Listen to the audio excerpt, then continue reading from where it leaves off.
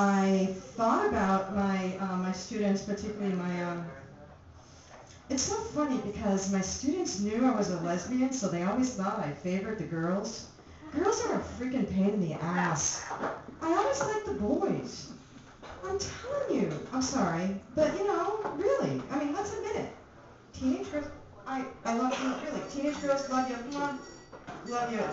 The boys are better. No, they are really.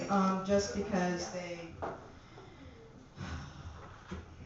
I'm not going to get into it, but it's really, they're just so much more simple and straightforward, and I just loved my boy students, but a lot of times they didn't think so because, everybody knew Miss Lucia was a lesbian, so she was like the girls were better. Myth. Lies. So this is a poem that I wrote one morning when I was on the beach and watching the waves and so forth, and watching all of it was probably just before Hannah, and there were all these waves crashing, and it was beautiful, and there are all these young guys out there with their surfboards because, as you know, when a hurricane's coming through, that's the time to get out your surfboards. And I was watching them, and I was thinking about some conversations. I've got 3 former students here who I still love very much, and thought about a lot of the young men that I taught, and in English I taught literature, and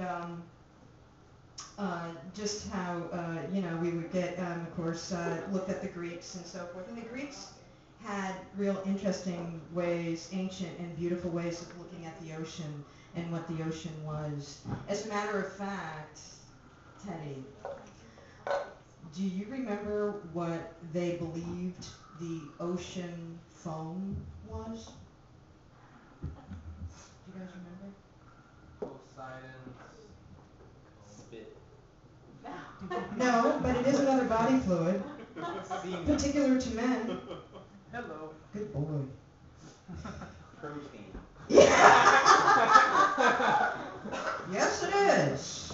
Yes, it is. So it's just kind of interesting. So I thought a lot about that when writing this poem, and kind of reflected on that. And this is not that I was thinking a lot about that, but it is one of the reflections in this poem, which kind of brings us back and then into the present moment.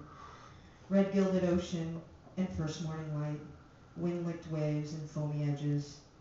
The sandpipers moved amid seaweed morsels. Pelicans passed with low gliding gazes upon the ancient Aegean, that orgiastic sea of a lusty god. And now, here, far, on this humble beach, young boys ride these wind-licked waves, hurl into the white foamy edges, and, crushed, rise again to dare and defy the great Father that made them. That's what happened.